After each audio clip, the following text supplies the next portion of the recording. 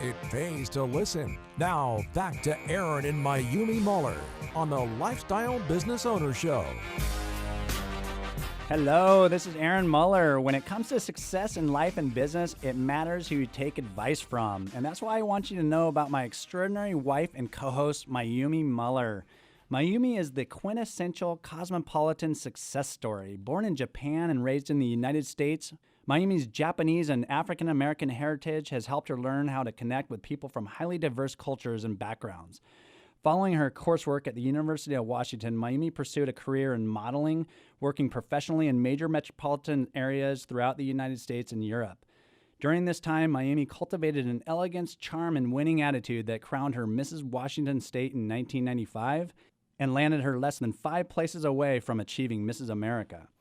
Since that time, Mayumi has raised 5 amazing children while attaining to the highest levels of success in every field she's entered: a President's Award-winning real estate agent for John L. Scott for 10 years, the top sales rep of a Fortune 500 company, owner of 8 multi-million-dollar businesses, and the world's #1 trainer in self-running business ownership. Learn the secrets to success in life and business from this amazing woman at the Lifestyle Business Owner Academy website, lboacademy.com. That's lboacademy.com. Why build a business when you can build a lifestyle? Whew, thank you, honey. Why build a business when you can build a lifestyle? I love that, and we truly are building a lifestyle. So let's go into our LBO segment, which stands for Lifestyle Business Owner. This is where we talk about how to buy a business, grow your profits, and make it run without you. So the last week, we actually left off with talking about building a great team. And So let me basically just, we're on the second we're on the segment. second part of Yep. last week's show. And so what we talked about, how to build a great team, there's 5 components. We covered 2 of them last week, and we're going to cover 3 today. So the first one we covered was having the right mindset, and just basically understanding your employees and not thinking of them as being disposable or a cog in the wheel, right? And then the second one is to hire well. It's important to hire well, be patient, and make sure that you qualify the person so that you are bringing on a great employee, because there's lots of people out there. Yep. And you guys remember that if you want to look at the old segment from last week, you want to go on to lboradio.com. and you can download it over there. So today, let's start this third component now. Yeah. So the third component is to train well. All right. So let's start with just getting an employee manual. How many of you business owners out there have never even put together an employee manual? And I'm guilty of it at times too. Sometimes I have to revise mine that I don't even, I forget to do, right? So it's such a simple thing, but it's so effective in so many ways, because it puts all the policies in place, puts it in writing, vacation times, different things, days off, whatever. And it's something that you can always refer back to when the employees come to you and they say, what days do I have off this holiday?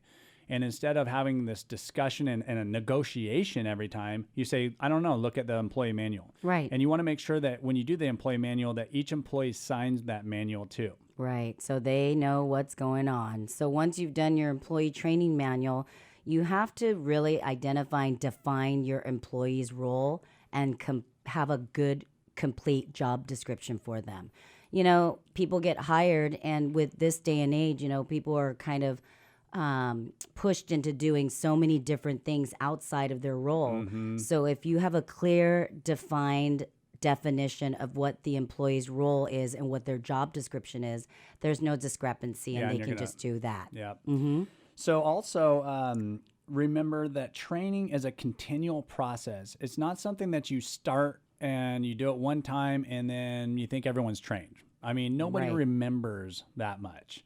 So you have to do it like maybe once a quarter, once every 6 months. I think once a year's maybe too infrequent.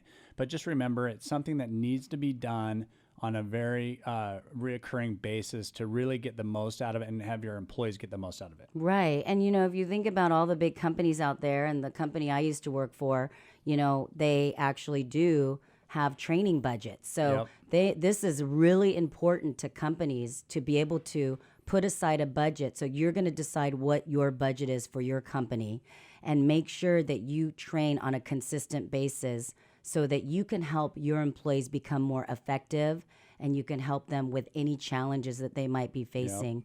It also builds the camaraderie also within your team. So it's nice to get, Having a budget's having important. a budget's important. Yep. So the fourth component now is to retain well. 3 keys to pay attention to if you want to retain good employees. Yeah, so the first key to retaining great employees is have a good compensation package. And, having a compensation package doesn't always mean about pay, right? You can have a really awesome benefit program for them. And then what we like to do with our employees is we provide them with incentives, right? So we have a base salary with incentives. And this is what's great because you want your employees to be there and run their division or their segment like it was their own, right? And so when you own a business and you're a business owner, you have risks, right? And then you also have rewards. So why not implement your employees in the risks? So right now they're getting a base salary, but you're incentivizing them so that their reward is going to be great for them if the company grows, when the company grows, and sales start to increase. Yeah, because if you're not including them in there, what's their benefit or what's their motivation to keep building your company? The other thing is key number 2 would be to have a healthy company culture. I feel like that's even more important than wage. And the reason is if you have a lot of unspoken, unwritten rules of the company, you're going to start creating a lot of negative energy and frustrated employees. And what I mean by that is if you have a lot of rules and regulations or like mottos and things, and you don't live by those, but your actions are showing something completely different, people are seeing that. And like we say always, your actions speak louder than words. So make sure that if you're going to develop all of these rules and regulations, that you're following them too, because you're the leader in the company. And so if you do that, you're going to create a much happier and healthier culture in your company and have happier people. Exactly. And then key number 3 is know what matters to each person. We're all made individually and different, right? So it's really important to sit down with your employees and really identify what their communication style is, what motivates them, how to talk to them, what triggers them. And then that way you're not having to micromanage them. I mean, listen, business owners, you don't want to micromanage your employees. You want to be LBO, right? So give them the power. But first of all, before that, you need to do some investigative digging and get some information from them so that you know how to communicate with them. Involve your employees in decision making. Again, doesn't mean that you have to utilize everything that they say, but let them know that they're part of the solution. They're part of the decisions that are going to be made for the business. Yeah, they'll be so much more on board if you include them in all the decision Absolutely. components. They feel validated, they feel empowered, and that's what you want, and that's what keeps great employees. So let's talk about the 5th component. It's how do you handle challenges? Right? Yeah. So do you handle them well, or are you creating more problems for yourself? So your ability to handle tough conversations well will greatly influence the level of toxicity. Your ability, where should I start? Toxicity. Your ability to handle tough conversations well will greatly influence the level of toxicity in your company. And so you want to make sure that, if you have a problem you need to deal with, you don't confront an employee in a situation where everybody, can hear you, or you're yelling at them and making them feel, embarrassed, because everyone sees it. Yep. And everybody is affected by your actions, and that's important. Yeah, exactly. And then the second thing would be, you've got to not avoid issues. If there's an issue that arises, especially with our businesses that we have, if a client calls me and I have an issue, I am on the manager that is in charge of making decisions for that. And I don't want, you guys, the problem's not going to go away, right? Yeah. And so what happens is if you don't address it right away, the avoidance of tough topics leads to undesirable side effects, and you don't want that. You want to nip it in the bud right away. Nobody likes to have conflict, right? No, of course and we not. don't, but if you're a business owner, you know that is a necessity, and that's just you're inevitably going to have to deal with situations that are not fun. And so buck up. Yep. You're a big boy, big girl. It's time to sit down and deal with your problems. Yep. And it doesn't go away. And it goes back to what we were talking about before, is that you're going to, first of all, know, because you've talked to your employee, you're going to know how to communicate with that person and know how to approach them because you've already done the investigative work with that person. Exactly. Yep. And so now we get down to the point where, if your verbal conversations are not working, then what you need to do is you need to start writing these people up. Right, exactly. It's kind of a hard area to deal with, and you can escalate a problem by doing a write-up on an employee, but it doesn't mean that it has to be that negative. You can present that to that employee in a way that they take it in a motivated, positive manner by just saying something like, hey, you know what, we've verbally talked about this a few times now. I think I'm going to have to write you up, but this is really just for both of us to have it on file and a goal for both of us to work on to make this situation better. Exactly. And so I'm going to write it up. Now it's a goal for both parties involved. Exactly. Yep. And if the written warning doesn't fix the issue, then you need to proceed with firing the employee. Although, we don't like to fire people for minor offenses, but if you have too many offenses on that employee, then that leads to mediocrity. And you do not want to have mediocre employees. They will never learn. No, and they're not going to perform for you. Yep. So lastly, when firing somebody, do not be emotional in that decision process, because here's the thing is you may need to get work done. And if you're firing somebody prematurely before you're covered, you're going to run into some problems. You're going to end up wanting to make sure that you get somebody to replace that person before you fire them. Right. Don't be emotional. So let's stay tuned for our next segment, which is Ask Aaron. Business people across the country write into us and ask myself and Aaron questions about the street smarts of small business. Make sure you follow us on The Lifestyle Business Owner on Facebook and IG. You can also listen to Lifestyle Business Owner Show anytime, anywhere on lboradio.com. You can also send us questions to lboradio.com. We'll be right back with more of the Lifestyle Business Owner Show after this brief break here on Business Radio 1300 KKOL.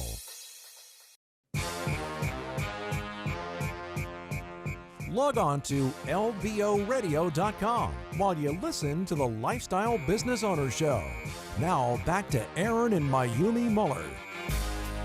Welcome back. It's Mayumi. And if you want to achieve your goals in life and business, right? Why not learn from someone who was born to be an entrepreneur, someone with the uncommon business sense, the tenacity, and the track record of success to prove it? My husband and co-host, Aaron Muller. As a child, Aaron developed an interest in small business ownership from his family's marina on San Juan Island.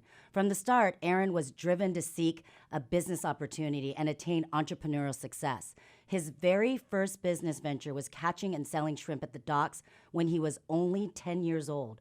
While his peers were preparing to enter 7th grade, Aaron opened a bumper rental company catering to the San Juan's ample tourist traffic.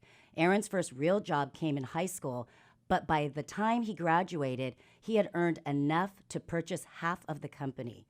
Over the past 30 years, Aaron has gone on to start and buy over 20 companies in the Pacific Northwest and now owns 8 multi-million-dollar businesses. Aaron is the world's premier trainer in self-running business ownership and the author of the Lifestyle Business Owner book, which lays out the principles for making a 6-figure income by working as little as 5 hours a week. Learn how to achieve your goals from this phenomenal business mind at the Lifestyle Business Owner Academy website, where you can learn all kinds of amazing business knowledge. Visit lboacademy.com and take your life in an extraordinary new direction. That's lboacademy.com. Why build a business when you can build a lifestyle? Wow, Mayumi. I don't know what it is, but that is my favorite part of this entire show. Mine too. That's weird. I love it. Thank you, babe. I love it. You're welcome. So we got questions we got to get to. Let's start into them. So Tom, he's from Florida, and I know you've been having some correspondence with him. So hey, Tom, favorite way to follow us is Instagram. His question is, I have an ice cream truck. The market is wide open where I am. The country stretches from one side to the other, 45 miles approximately, okay, from one side to the other. My question is, should I start out on one small area and work at large, or be spread out, waiting for all the fires to start at one time?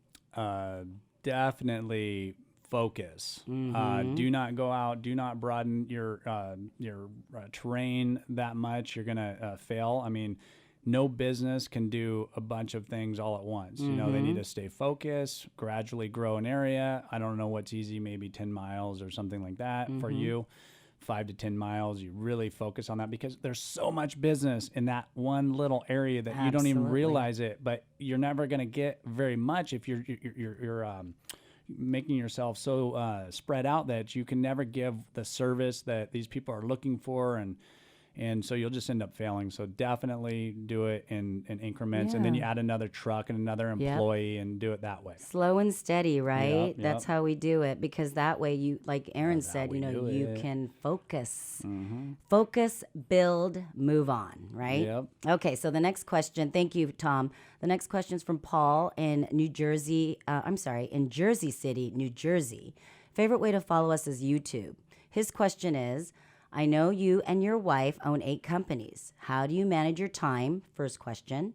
And then the second one is, how do you function at such a high level of productivity? Well, why don't you help me a little bit with that, babe? All right. So managing our time. You know what? We just do it. We share calendars.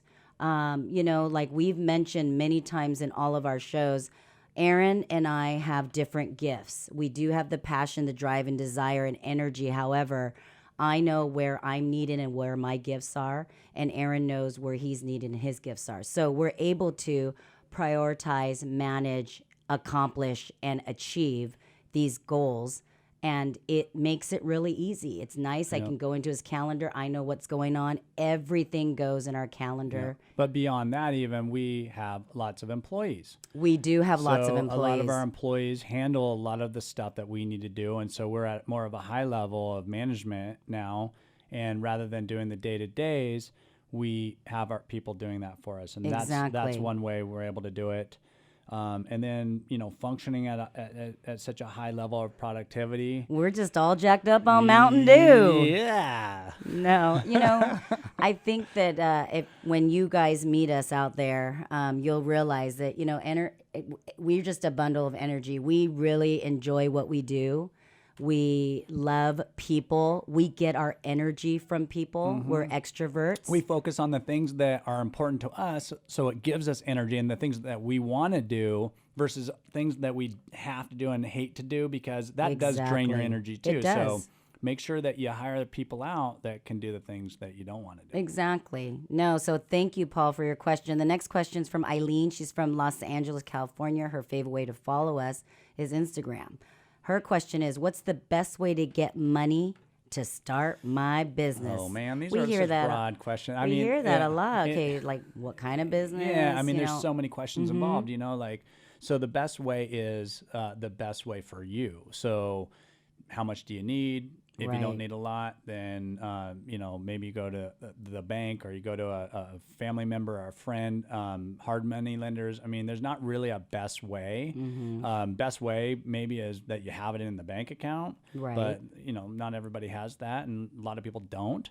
So you want to make sure that you're doing what's right for you. And there's so many different areas, and we're actually developing a whole bonus area for teaching people how to get money for a business. And that's a really cool program that we're putting together. That's going to be part of the whole academy. So, and Eileen, I know that Aaron's mentioned this before in past episodes. The thing is you can actually look into maybe finding a broker in your area, or go to the websites and look at the type of business. If you want to, whatever type of business you want to buy, I don't know.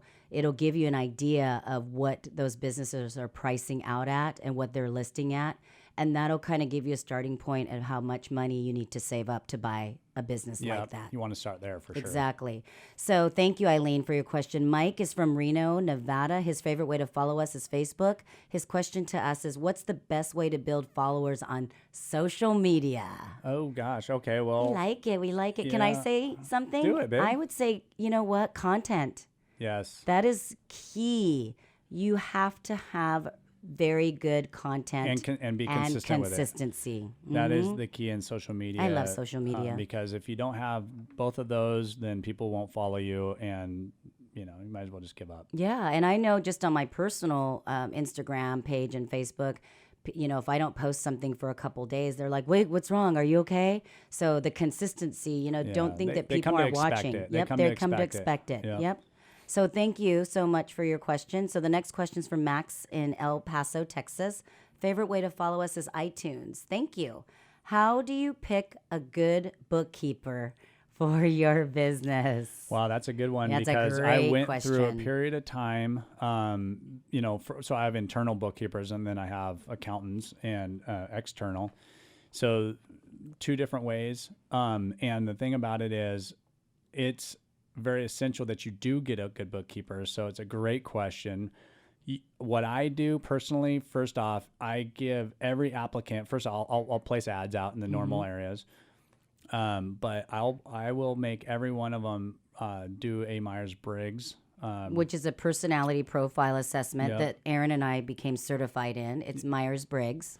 Yeah, because I know there's certain types that are going to be better at the job than others. So before I'll even give them an interview, and this is kind of going off of what we were telling earlier in the segment below, or last week, it's qualifying them before they even come in for an interview. Absolutely. And so they have to have the experience on the resume, but then secondly, they take my personality profile assessment. If they don't match what I'm looking for, I'm not even going to interview them, because they're not going to be a match for what we're looking for, because there are certain types, and we can teach you guys all that, like what's the right type for certain jobs. Absolutely. And that's key, because I couldn't be a bookkeeper. My personality type, ESTP, would not be a good fit for a bookkeeper. And then once you get that type, you bring them in, and if they're detailed, that's when you hire them, and it fits the price range. Absolutely. So one last question from Mary Lou in Tacoma, Washington. Favorite way to follow us, Instagram. How do you get good reviews online for your business? Fast. Ask for them. Yeah. Well, thank you all for listening to the Lifestyle Business Owner Show, where we talk about the street smarts of small business. If you've missed any of our show, make sure you go to lboradio.com, and you can listen to it anytime, anywhere. Again, we want to thank James Alberson with Sandler Training for teaching us how to build a great sales team. Next week, we're going to have an expert on using trade shows to promote your business on the show. Make sure you submit your questions to Ask Aaron at lboradio.com, and be sure to follow us on Facebook and Instagram at The Lifestyle Business Owner. Lifestyle Business Owner Show, where we talk about the street smarts of small business with Aaron and Mayumi Muller.